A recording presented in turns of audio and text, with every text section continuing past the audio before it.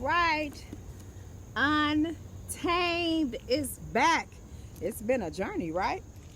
Healing healing ourselves is a real deal. It's a serious work. It's a fun work. It's a sad work. It's a happy work. It's a healing work. It's serial, literally every single day. So we have been through the lying to the self, being caged, therapy. We have been to this one is sticking out for me from the feelings because I really feel like this happens to us so much as goddesses on our journey. Consumer culture promises us that we can buy our way out of pain. That the reason we're sad and angry is not that being human hurts, it's because we don't have those countertops or her thighs or these jeans. That's literally what we are taught, to look at what someone else has, instead of focusing on who we are and paying attention to who we are. This is a clever way to run an economy, but it's no way to run a life. Consuming keeps us distracted, busy, and numb, and numbness keeps us from becoming. Hi, my love. Hi. How are you? My grand moon is here. So that was the feelings chapter, and now we are in the no. No. Key 2. Be still and know. Several years ago, very early one morning, I found myself unable to sleep again. It was 3 a.m. and I was wild-eyed, shaky, flailing, grasping for answers like a drowning woman desperate for air. I had just typed these words into my Google search window. What should I do if my husband is a cheater, but also an amazing dad? I stare at the question and thought, well, I have hit some sort of new rock bottom. I've just asked the internet to make the most important and personal decision of my life. Why do I trust everyone else on earth more than I trust myself? Where the hell is myself? When did I lose touch with her? I clicked on article after article anyway. Distressingly, everyone thought I should do something different. The religious experts insisted that the good Christian would stay. Feminists argued that a strong woman would leave. Parenting articles preached that a good mother thinks only of what is best for her children. All of those differing opinions meant that I, quite literally, could not please everyone. That was a relief. When a woman finally learns that pleasing the world is impossible, she becomes free to learn how to please herself. I looked at all of those contradictory opinions and thought, if there is, in fact, an objective right or wrong way to handle this, why do all of these people have such different ideas about what a person should do? I had an epiphany. It must be that should and shouldn't, right and wrong, good and bad, they're not wild, which is why I don't trust in right, wrong, good, bad. I trust in me for the experience on the journey. They're not real. They're just culturally constructed, artificial, ever-changing cages created to maintain institutions. It struck me that in every family, culture, or religion, ideas of right and wrong are the hot cattle prods, the barky sheepdogs that keep the masses in the herd. They are the bars that keep us caged. I decided that if I kept doing the right thing, I would spend my life following someone else's directions instead of my own. I didn't want to live my life without living my life. I wanted to make my own decision as a free woman from my soul, not my training. But the problem was, I didn't know how. A few weeks later, I opened a card from a friend that said, in bold, capital, thick, black lettering, be still and know. I read that verse many times before, but it struck me freshly this time. It didn't say, poll your friends and know, or read books by experts and know, or scour the internet and know. It suggested a different approach to knowing. Just stop. Stop moving, stop talking, stop searching, stop panicking, stop flailing. If you just stop doing, you'll start knowing. Hi, baby. Said Lolly, I don't care that you're reading. You stop and say something to me. Hi, to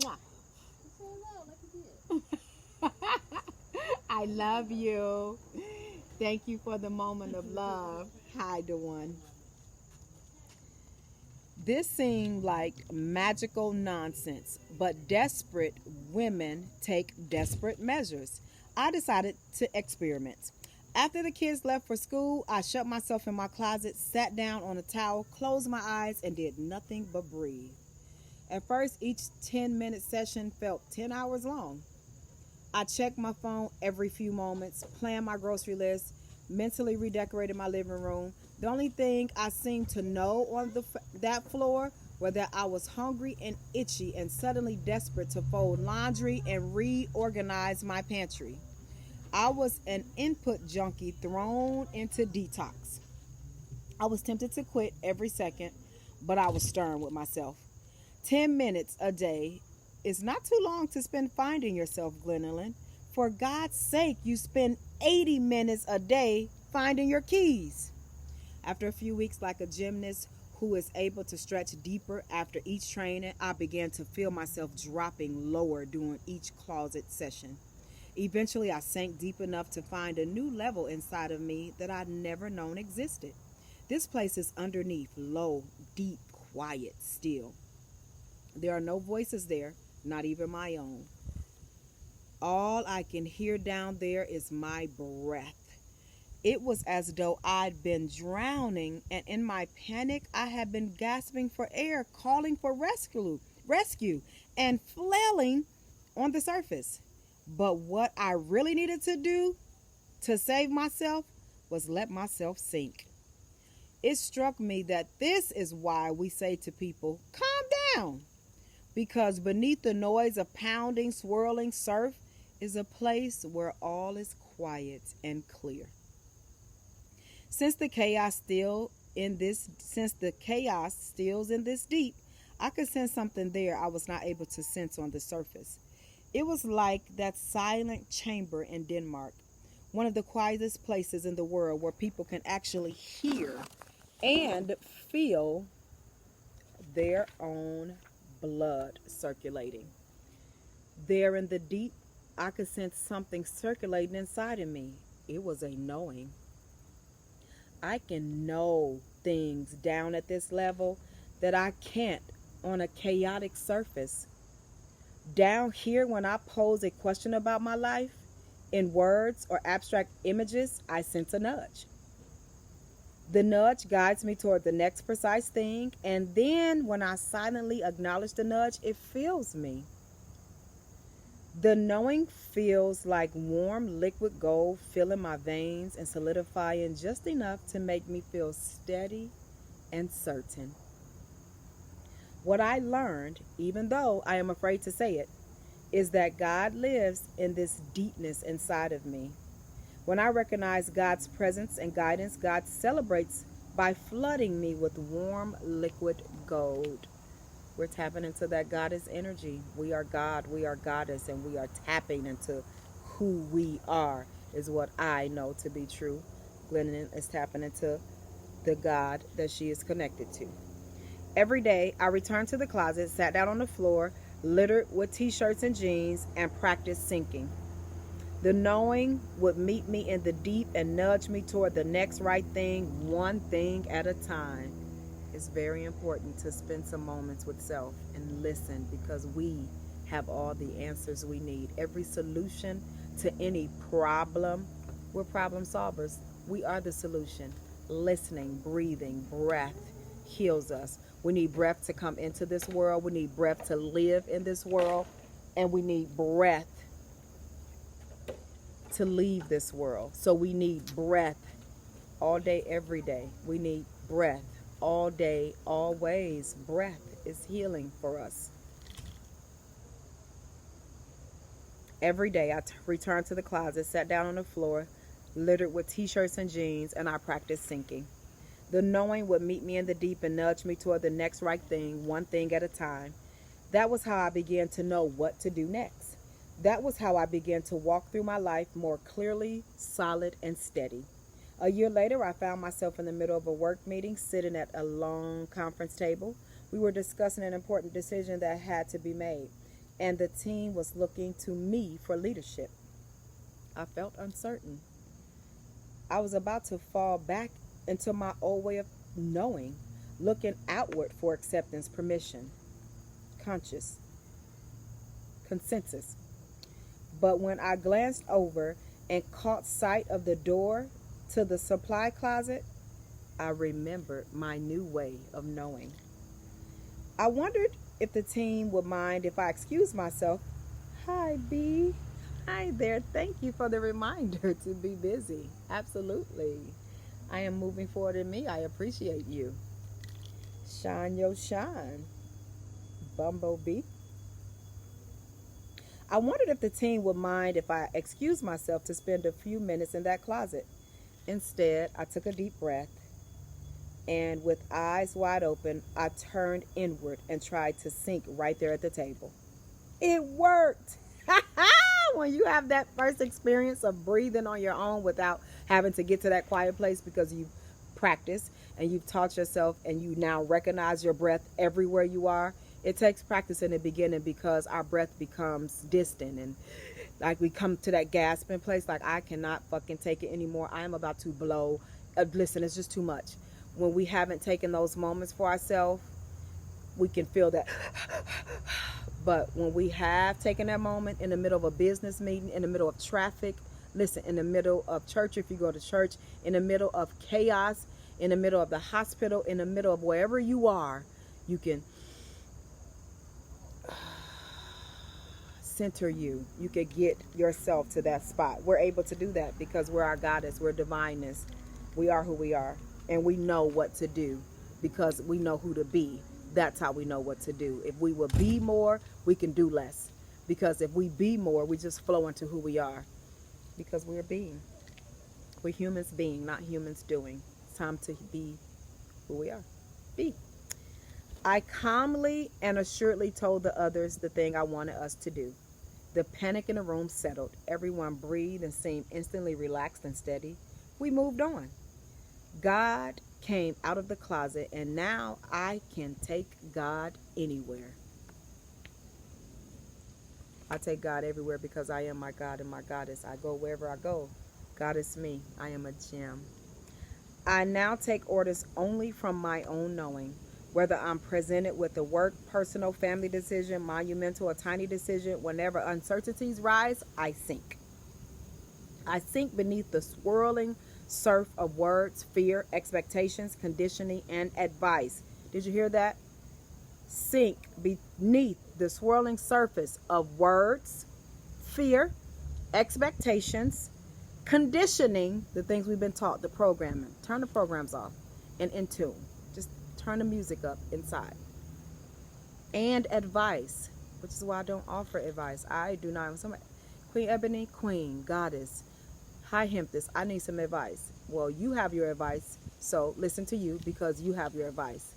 I can share my experience and the wisdom that I gained from my experience. I will not give you advice. I do not take advice because nobody knows what's best for me on my journey. And I do not know, I only know what's best for me on my journey. I don't know what's best for you. So I cannot give you any advice for you. I can share my experience and the wisdom that I received. That's what I can share on my journey, my truth. Because share her story and truth. She a shit changer. She changed shit. Okay? Listen within. A bunch of advice gets us a bunch of more voices. Now you got to stifle through your voice, what your mama said, what your best friend said. If you have a group of best friends, what your best friend circle said.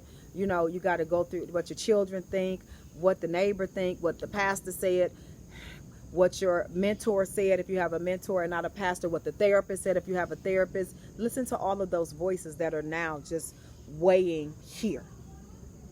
No, we remove those with no is the beginning of self-respect. I am confident. I am a self-healer. I do be. I am me. Awasi. It is what I say it is. Okay.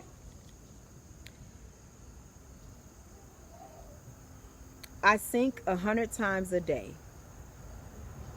Okay, I'm going to just go back and start this sentence over because I'll stop right there. Okay.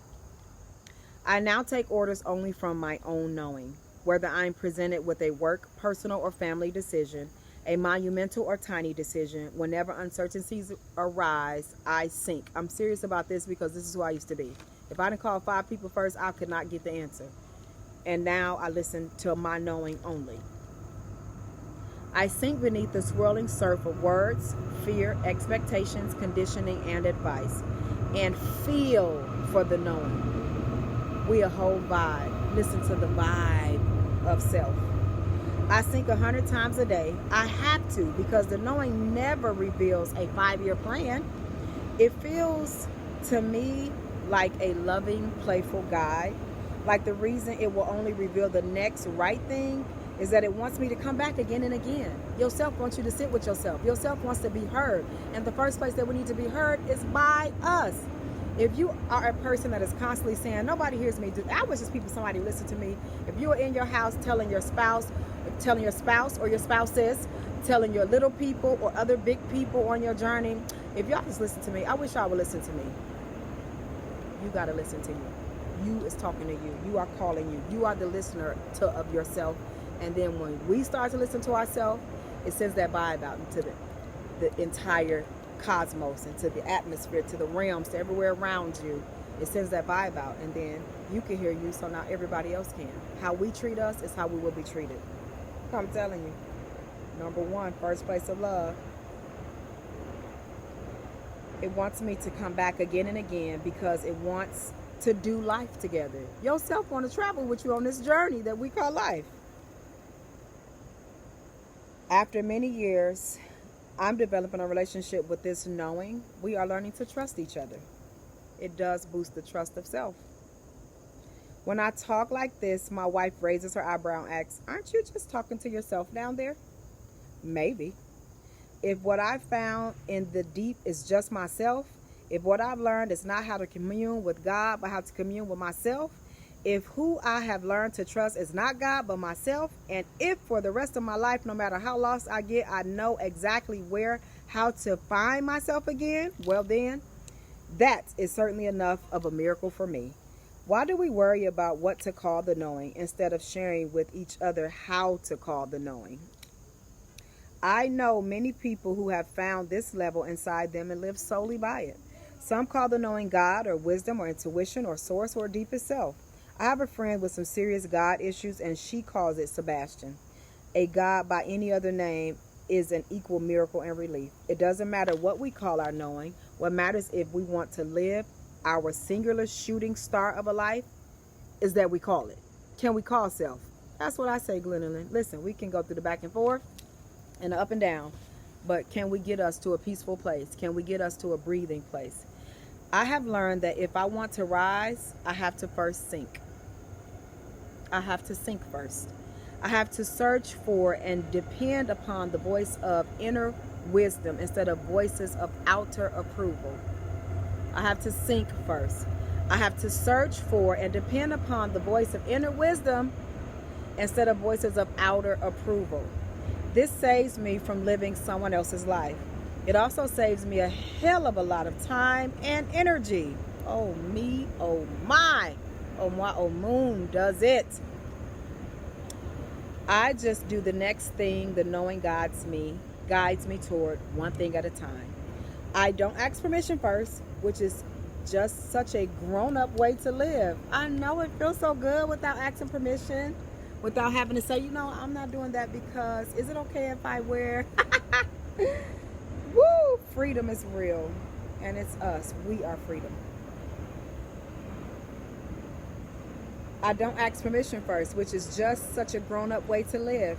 The best part of this, the knowing is beyond and beneath language. So I have no language to use to translate to anyone. Since it doesn't use words to explain itself to me, I quit using words to explain myself to the world. Wow. Come on, Gwendolyn. This is the most revolutionary thing a woman can do. The next precise thing, one thing at a time, without asking permission or offering explanation. This way of life is thrilling. I understand now that no one else in the world knows what I should do. The experts don't know, the ministers, the therapists, the magazines, the authors, my parents, my friends, they don't know. Do you hear me? Your parents do not know you better than you. I know we've been taught this. We've been taught this. I know my mother said it to me over and over again. And now that I am growing in me and I live an ebony lifestyle, energy, emotion, brilliant, resilience, honest, notable, necessary universe that I am, I let her know, no, I know what's best for me. I have my answers for me, and you have yours for you, Mom. And that's where we run into these bumps on the road, is because we think we have the answers for everybody else, and we want to give those answers, and those are for us. Listen to self. You're so important. You're so worthy. It's so necessary for you to know that you are the phoenix that rose. The phoenix rose. It's not rising, it's rose. It's up. Let's get up. All rise. All rise. She a shit changer. She changed shit.